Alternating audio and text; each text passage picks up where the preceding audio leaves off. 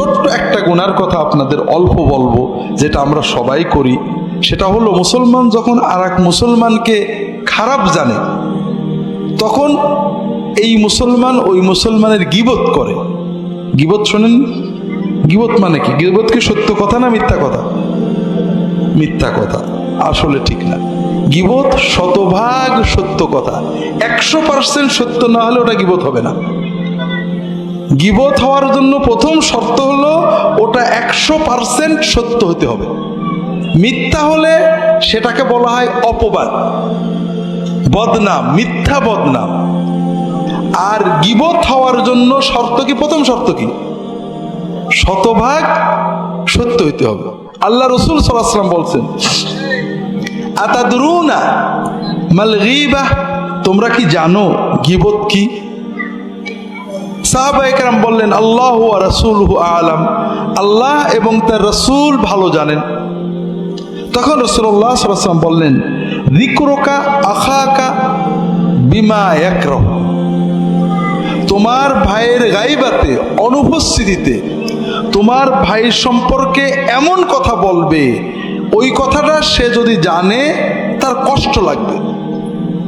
সে চাই না যে আমার অনুপস্থিতিতে আমার পিছনে কেউ আমার এই কথাটা বলুক। তাহলে একটা জিনিস গীবত হওয়ার জন্য কয়েকটা শর্ত।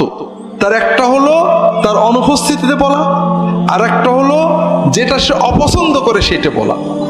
সাহাবীরা প্রশ্ন করলেন, ইয়া রাসূলুল্লাহ আরাইতা ইন কানা ফি আখি মা আকুল, ইয়া রাসূলুল্লাহ আমি যেটা বলছি সেটা সত্য হয়, আমার ভাইয়ের অনুপস্থিতিতে তার পিছনে আমি এমন একটা কথা বলছি যেটা সত্যই তার ভিতরে আছে।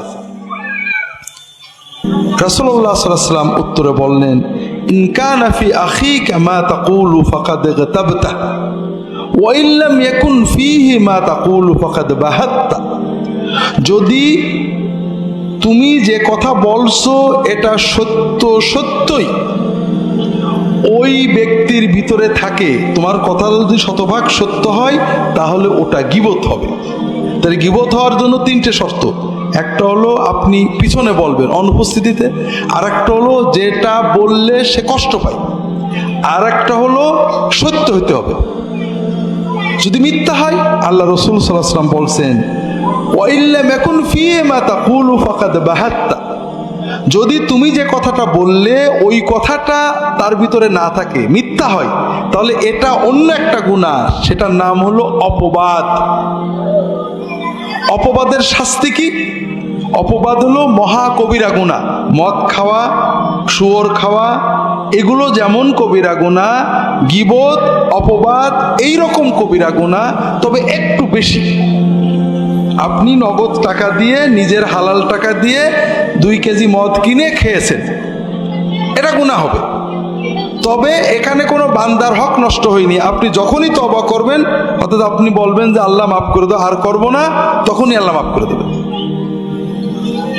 কিন্তু আপনি গীবত করেছেন, অপবাদ করেছেন, অথবা যে কোনোভাবে অন্য মানুষের হক নষ্ট করেছেন, আল্লাহর কাছে তওবা করেছেন, আল্লাহ আমি অন্যায়কে মাফ করো, আর করব না, এটাতে 16 আনা মাফ হবে না।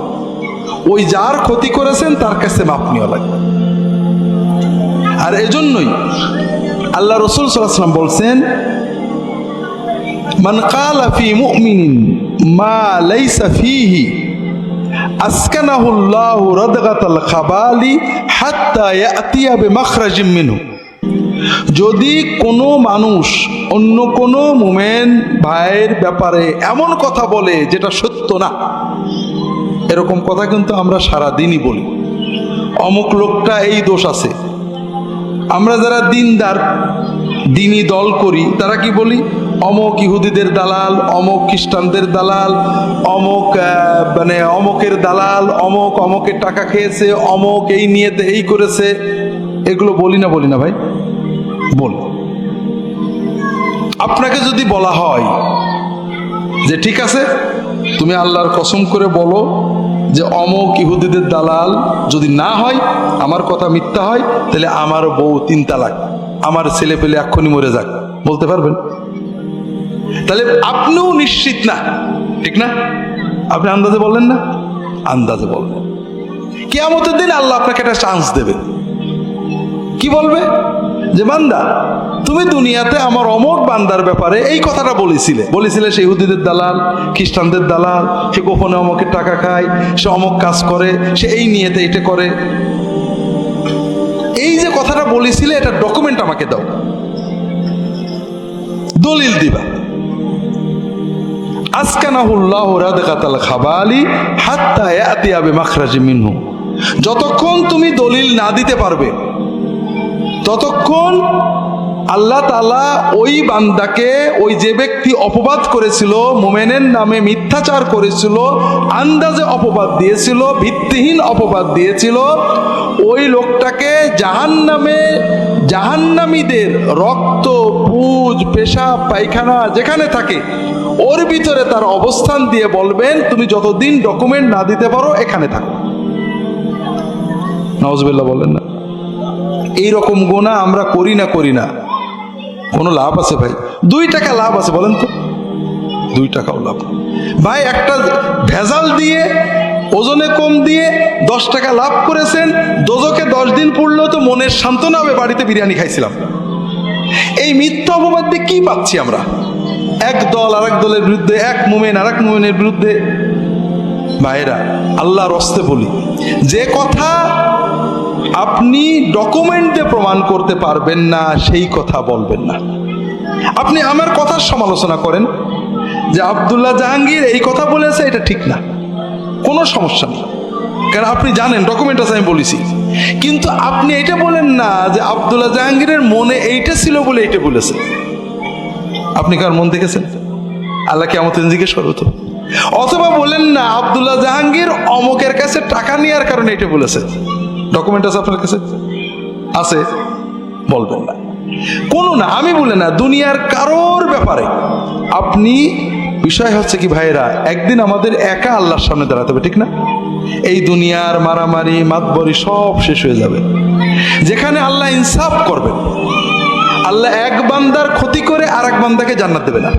আপনি আল্লাহর কাছে কোটি গুনাহ করেছেন, মাফ পাবেন, কিন্তু আল্লাহর আরেক বান্দার ক্ষতি করেছেন, এটা আল্লাহ ওই বান্দার পারমিশন ছাড়া মাফ করবেন না, তার কাছে মাফ নিতে হবে আপনাকে। কাজেই ভাইরা, এই যে আমরা এক গ্রুপ আর এক গ্রুপের, এক দল আর এক দলের, এক রাজনৈতিক দল এক ধর্মীয় দল আর এক ধর্মীয় দলের, এক ব্যক্তি আর এক ব্যক্তির নামে অগণিত কথা বলছি, এর 95% মিথ্যা, ডকুমেন্ট ছাড়া, মিথ্যাটার প্রমাণ।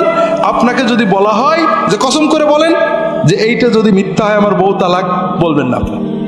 এইটা যদি মিথ্যা হয় কালকের ভিতরে আমার ছেলে মরে যাক, আপনি বলবেন না। বলতে পারবেন? আর এইভাবে যেটা পারবেন না, আপনি নিশ্চিত আপনি আন্দাজে বলেছেন, আর আন্দাজে কথা বলাটাই হারাম। আল্লাহ কোরআনে নিজে এটা বলে দিয়েছেন, ইয়া আইয়ুহাল্লাযীনা আমানু ইজতানিবু কাসীরাম মিনায-যন্ন, হে মানুষেরা তোমরা অধিকাংশ সন্দেহ বাতিল করো, বর্জন করো। ফাইন্না বা'দায-যন্নি ইসমু, ধারণা, সন্দেহ এটা পাপ। আল্লাহ রাসূল সাল্লাল্লাহু আলাইহি ওয়াসাল্লাম বলে, ইয়াকুম আয-যন্ন ফাইন্না-য-যন্না আকযাবুল হাদিস।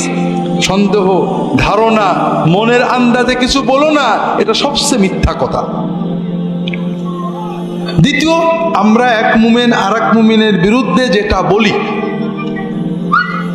এটার 5% সত্য কথা, আর সত্য হলে সেটাকে কি বলা হলো? গীবত।